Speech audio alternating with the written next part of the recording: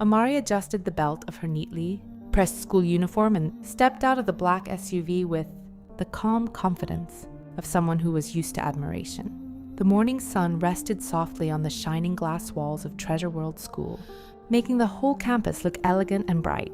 Rows of trimmed flowers lined the entrance. Students walked in wearing clean uniforms, polished shoes, and bright expressions. Everything about the school spoke of class, ambition, and beauty. As Amari crossed the paved walkway, several students greeted her at once. "Good morning, Amari. Congratulations on your last test score. You looked amazing at assembly yesterday." She smiled with practiced grace, nodded gently, and continued walking as though such attention was normal. And to her it was. At Treasure World School, Amari was more than just another student. She was the star everyone knew. Teachers praised her. Students admired her. Parents mentioned her name when correcting their own children. "Why can't you be more like Amari?" That was a sentence many children in the school had heard at home. She was always neat, always calm, always first. Or almost always. Inside the main academic building, the hallway, walls were decorated with framed photographs of prize, winners from previous sessions. Amari's face had appeared there more than once. Her smile, her trophies, her certificates, her shining moments. Everything had built a strong image around her. She looked perfect, and that was exactly how her mother wanted it. That afternoon, when school ended, Eunice came to pick her up. As usual, she did not arrive quietly. Her car stopped smoothly at the special parking area, and she stepped out dressed beautifully in a flowing designer outfit, carrying the rich elegance of a woman who had done well for herself. Her perfume reached before her voice did. Her jewelry shimmered in the light. Her smile was warm and polished. Teachers respected her.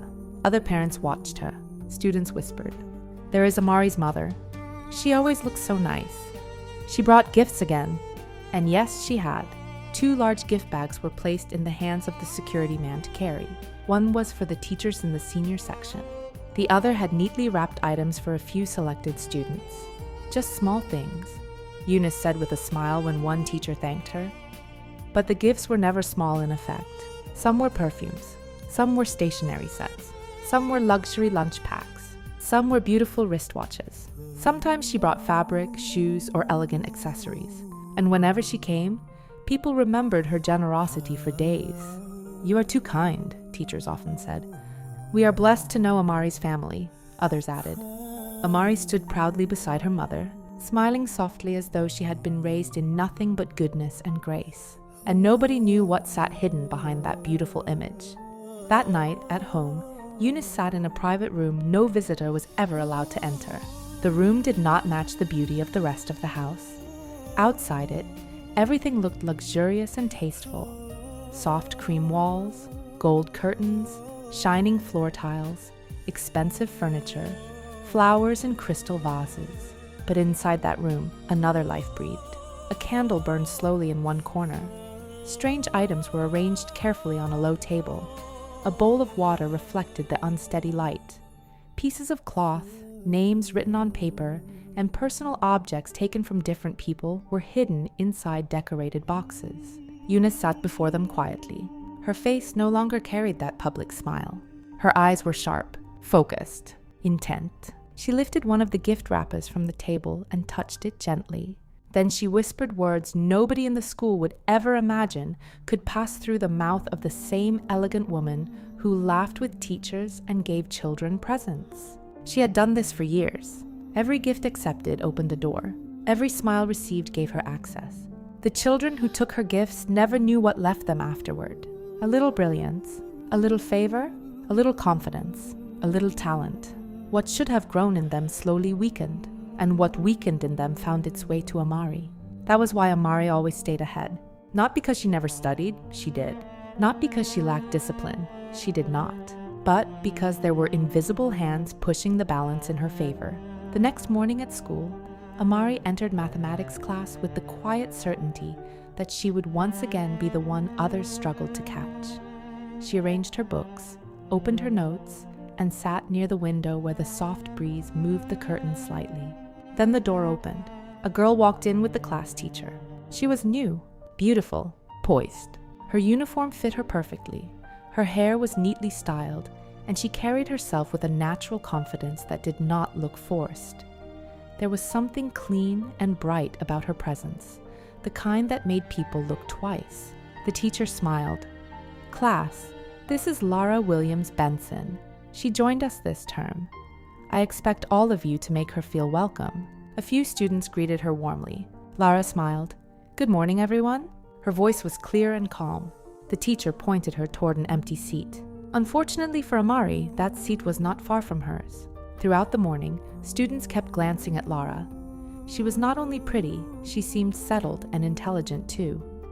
During mathematics, when the teacher wrote a difficult problem on the board, many students lowered their faces in concentration. "Who can solve this?" the teacher asked. A few seconds passed. Then Lara raised her hand. The class turned. The teacher smiled politely, perhaps expecting a weak attempt from the new student. "Go ahead." Lara stood, walked to the board, and solved it smoothly. Not slowly, not with confusion. Smoothly. The class became quiet. Even the teacher looked surprised. "Well done," he said. Lara returned to her seat. Amari's face remained calm, but something inside her tightened. During break, two girls whispered behind her. "She's very smart." "I know. Did you see that answer?" By the end of the week, whispers had become comments, and comments had become admiration.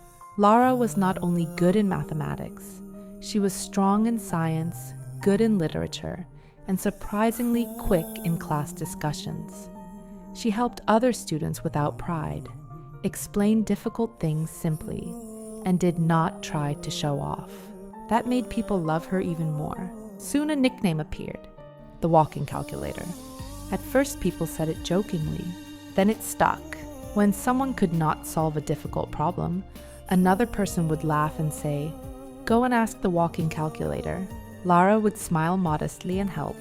Amari began noticing more and more that eyes which once naturally turned toward her were now dividing. Some teachers still praised her strongly, but now they also said things like, "Lara, excellent. Very sharp. I like the way you think." Amari heard every word, and jealousy began to wake up inside her, like something that had been sleeping for too long. That afternoon, she returned home quieter than usual. Eunice noticed immediately. "You are not talking much today." Amari dropped her bag gently on the sofa. "There is a new girl in school." Eunice looked at her. "And?" "She is good." "Good how?" "Very good." Eunice watched her daughter carefully. Amari sat down and tried to sound casual, but frustration leaked into her voice. "Everyone is talking about her. Teachers like her. Students like her. She answers almost everything." Eunice said nothing for a few seconds. Then she smiled. "Then welcome her." Amari looked confused. "What?" "Take her a gift." That answer settled something in her. Of course, that had always worked. The next morning, Amari carried a beautiful gift bag to school. Inside it was a designer pen set, a lovely notebook with gold edges, and a perfume bottle wrapped in ribbon. It looked tasteful, harmless, and generous. At break time, she approached Lara with her usual polished smile. "Hi," she said softly. "I wanted to welcome you properly. This is for you." Lara looked surprised. "For me?" "Yes, just a little welcome gift." Several girls nearby turned to watch. It was the kind of moment that usually made Amari look even better in people's eyes. But this time, something unexpected happened. Lara smiled politely and shook her head. "Thank you so much," she said, "but I can't accept it." Amari blinked. "Why?" Lara remained polite. "My mother warned me not to collect gifts from people I don't know well yet. I hope you understand." For a second, Amari thought she had heard wrongly. Nobody refused her gifts. Nobody. She forced a smile. "It's only a welcome present." "I know," Lara said kindly, "and I appreciate it, but I still can't take it." The girls nearby exchanged glances. Amari slowly withdrew the bag. "No problem," she said, though her voice had become slightly tight. She walked away with the gift still in her hand, her face composed but her mind burning. That evening, she shut her bedroom door harder than usual. When Eunice entered later and saw the unopened gift bag on the bed, she did not need a long explanation. "She refused?" Eunice asked. Amari crossed her arms. She said her mother warned her. Eunice's expression changed only slightly, but enough. She's careful. Yes. And still doing well? Amari laughed bitterly. Better than ever. The following week, the school held an inter-class quiz competition. Students gathered in the decorated hall, where colorful banners hung from the walls and rows of chairs were arranged neatly. The atmosphere was lively and elegant. Teachers sat at the front. Students whispered with excitement. The contestants took their places at the long tables. Amari was on one team. Lara was on another. At first, the contest moved evenly. Amari answered several questions correctly, earning applause. She sat straight and confident, recovering some of her public shine. Then the mathematics round began, and Lara took over. Question after question, she answered with astonishing speed and clarity. Even the quiz moderator smiled in disbelief once or twice. Correct. Excellent. Very good. The hall erupted several times in applause. By the end of the contest, Lara's team had won by a large margin. Students stood up cheering. Some rushed toward her. That was amazing. You're too smart. The walking calculator has done it again.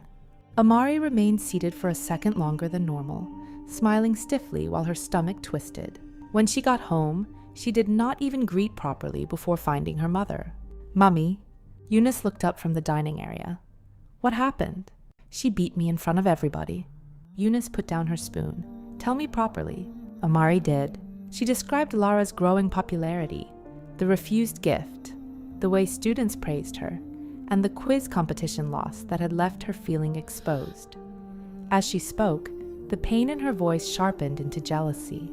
For the first time in years, she felt truly threatened. I don't like it, she said finally. I don't like the way everyone is talking about her. Eunice stood up slowly. Sit, she said. Amari obeyed. What is her full name? Amari looked up. Why? Eunice's voice became quiet. What is her full name? Lara Williams Benson. Eunice repeated it under her breath as if testing the sound. Then she nodded. I will handle it. A chill of relief passed through Amari. She should have felt fear. Instead, she felt comfort. That night, while the city quieted and lights dimmed across expensive homes and apartment towers, Eunice entered her private room again. She lit fresh candles, wrote Lara's name carefully, placed her fingers on the paper, and began. Far away, in a beautiful bedroom decorated with soft blue curtains, glowing night lamps, and neatly arranged books on a study desk, Lara slept peacefully. Her room was lovely, comfortable, and calm. A framed family photo sat near her bedside table. Her school bag was packed neatly for morning. A mathematics textbook lay open beside her pillow where she had fallen asleep revising. Then the air in the room changed. A strange heaviness entered. Lara stirred slightly in her sleep. A shadow moved near her bed. Not fully human, not fully absent. Eunice's spirit presence bent close, carrying the cold intention of harm. She stretched out a hand and whispered against Lara's sleeping life, planting something dark, something meant to weaken, confuse, and steal. Lara's fingers twitched. Her breathing changed. Then the presence disappeared as quickly as it had come. Morning arrived beautifully, but Lara did not wake feeling like herself. She sat up slowly, pressing her head. Maybe she was just tired. At school, the first lesson began. She opened her notebook, picked up her pen, and suddenly dropped it. A strange tingling shot through her hand. She frowned and picked it up again. The sensation returned, sharper this time, like a painful electric pulse running from her fingers up her wrist. She winced. The student beside her looked over. Are you okay? Yes, Lara said, though she wasn't sure. When the teacher asked students to solve a question, Lara stared at the page and found that her thoughts felt oddly heavy. Not empty, heavy, as though something sat on her mind and slowed it. By afternoon, she was unusually sleepy. The next day, it got worse. And by the third day, the brilliant new girl who had walked into Treasure World School like light had begun to dim in ways nobody could understand. By the third day, everybody in Treasure World School had noticed that Lara was no longer herself. The girl who used to answer questions with confidence now sat quietly, staring at her notebook as if the words were running away from her. The girl who once solved difficult mathematics in seconds now held her pen like it was something dangerous. Each time she tried to write, a painful shock-like feeling ran through her fingers. At first, her classmates thought she was joking. Then they thought she was tired. Then they started whispering, "What is wrong with Lara? She was doing so well last week. Is she pretending? Maybe she is sick." Even the teachers became confused. During one lesson, the mathematics teacher wrote a problem on the board and smiled at Lara. "Let us hear from our walking calculator today." The class turned toward her. Lara slowly stood up. Her hand was shaking. She picked up a pen, but as soon as she touched it properly, she winced and dropped it. The class became quiet. "Lara?" the teacher asked. "I'm sorry." "Sir," she whispered. He looked at her carefully. "Come and solve it." Lara walked to the board, took the marker, and immediately felt the same sharp pain in her fingers. It was as if something invisible was fighting her hand. She tried to write, but her mind suddenly felt heavy. The answers she would once have seen clearly now looked confusing. The teacher frowned. Students began murmuring. Lara returned to her seat with tears pressing behind her eyes. That afternoon, Amari watched her from across the room. A small smile touched her lips. It was not a happy smile. It was a cruel one. When school closed, Amari got into her mother's car and spoke in a low voice. "It is working." Eunice smiled without surprise. "Of course it is." At home that evening, Lara sat on her bed in her beautiful room, holding a pen and trying again and again to write her own name neatly. But each time she tried, pain shot through her hand. She dropped the pen in frustration. Her room was lovely, with soft curtains, a glowing study lamp, shelves filled with neatly arranged books, and framed family photos. Nothing in that room looked dark or frightening. But Lara herself no longer felt safe inside it. That night, the dreams began. She found herself standing in a strange, dark place. It looked like a room, but not a normal room. There were other children there, all sitting quietly with empty eyes. In front of them stood a shadowy figure holding a tray of white food. Lara tried to move backward. She tried to refuse, but her body would not obey her. The figure came closer. Someone forced the food into her mouth. She wanted to spit it out, but she could not. Then she woke up suddenly, breathing hard, her night dress damp with sweat. Morning came, but instead of feeling rested, she felt weaker. This went on for days. At school, she began sleeping during lessons. In the middle of class, her head would slowly drop. Sometimes a teacher had to call her name twice before she answered. Other times she sat awake but understood almost nothing. Soon test papers came back. Her marks were terrible. The same students who once admired her now started staring in confusion. Can this really be Lara's score? No, this is too bad. What happened to her? Lara heard all of it. Every whisper, every stare, every change in tone, and the pain of losing her brilliance became worse than the pain in her hand. She tried to tell her mother, Adeola, but Adeola was always busy. Adeola was a polished, successful corporate woman. Her clothes were always elegant, her movements sharp, and her phone was always ringing. She loved her daughter, but her schedule often stood between them. One evening, Lara met her in the sitting room. "Mom, something is wrong." Adeola looked up from her laptop. "What is it now?" "I'm trying, but I can't think well in school. My hand hurts when I write. I keep having bad dreams." Adeola sighed tiredly. "Lara, you need to stop creating strange excuses." "It's not an excuse." "Then what is it?" "I don't know," Lara said helplessly, "but something is happening to me." Adeola closed her laptop with a firm click. "Your teacher called and said your grades have dropped. Instead of becoming serious, you are telling me stories about dreams." Lara's eyes filled with tears. "Mum, please listen." "I am listening," Adeola replied, though clearly she was not. "And what I hear is distraction. From today, no phone, no TV, and no outings until you improve." Lara stood there quietly, wounded by more than punishment. She had hoped her mother would hold her, ask questions, stay near her. Instead, she was treated like a lazy child making up nonsense. Back at school, things became even worse. A class test was announced. Lara spent the night trying to revise, but the words would not stay in her mind. The next morning, when the paper was placed before her, she felt as if she was reading a language she had never seen before. At the end of the test, she submitted almost nothing. When results came back, she had failed badly. The class buzzed with gossip. Amari heard the noise and looked down at her own high score with satisfaction. Her place at the top looked safe again. Students were no longer praising Lara with the same excitement. Even teachers had started sounding disappointed. But what Amari did not know was that heaven had already started moving against the darkness. A few days later, Adeola's close friend, Mrs. Phillips, came to visit. Mrs. Phillips was a deeply prayerful woman, full of peace, but also full of spiritual sharpness. She had a calm face, a gentle voice, and eyes that seemed to notice what others missed. When she entered the house, she greeted warmly and sat down in the elegant living room. But the moment Lara came downstairs to greet her, Mrs. Phillips' expression changed. She looked at Lara carefully, too carefully. "Come here, my dear," she said softly. Lara walked closer. Mrs. Phillips held her hand for a moment and then turned to Adeola. "What is happening to this child?" Adeola laughed lightly. "She has just become lazy." Mrs. Phillips did not smile. "No, something is wrong." Adeola stared at her. "What do you mean?"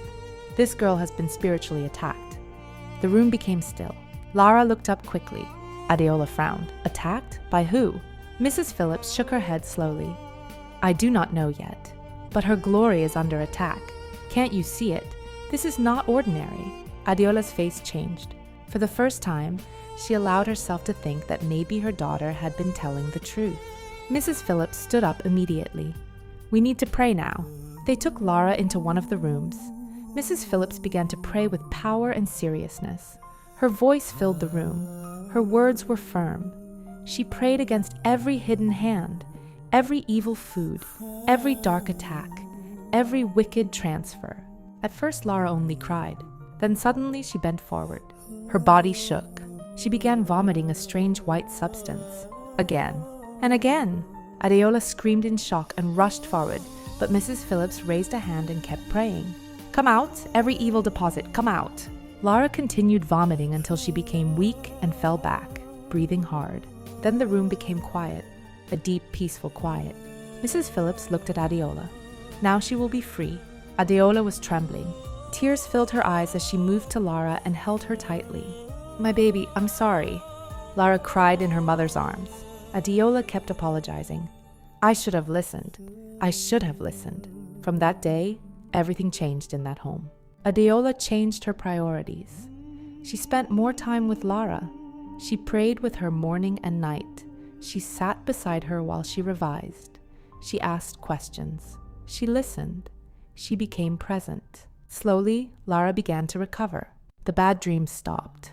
The terrible sleepiness left. Her mind became clear again. She still needed time to catch up, but now she could read and understand. She could hold a pen without pain. She could solve mathematics again. To help her fully regain her strength, Adeola arranged extra online lessons and study support at home. Lara worked hard, and because the attack had been broken, her natural brilliance began to shine again. When she returned fully to school, the change shocked everyone. During one science lesson, the teacher asked a difficult question nobody could answer. Lara raised her hand. She stood and answered clearly. The class turned to look at her. The teacher smiled in surprise. Excellent. Later in mathematics, she solved 2 hard questions back to back. The whispers returned. She's back. The walking calculator is back. Soon her scores began rising again. Then they rose higher than before. At the end-of-term academic ceremony, held in the beautifully decorated school hall with flowers, lights, and proud parents seated in rows, the principal announced the award for Most Outstanding Student. And this year's award goes to Lara Williams Benson. The hall exploded in applause. Lara stood in a lovely, well-fitted uniform, smiling with emotion as she walked to the stage.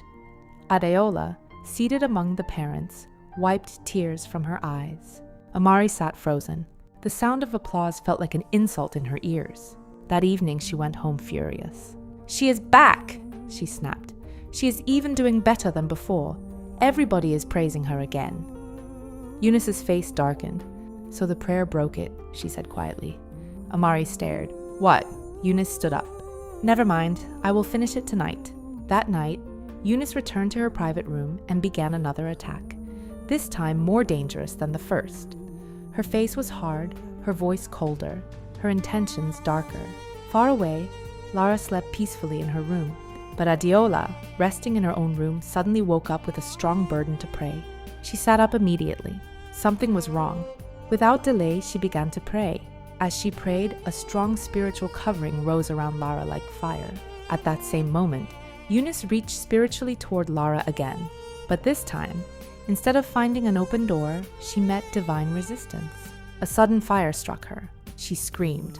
Not ordinary pain, burning pain. The attack failed at once. She collapsed in her room, badly injured. Amari ran to her and found her writhing in fear and pain. What is happening? She cried. Eunice could barely speak. Amari looked at her mother and finally understood the full danger of the evil they had been playing with. Fear swallowed her pride. The next morning, she went to school pale and shaken. When she saw Lara alone after class, she walked toward her with trembling steps. Lara? Lara turned. Amari's eyes were wet. I need to tell you something. And with fear breaking her voice, she confessed everything.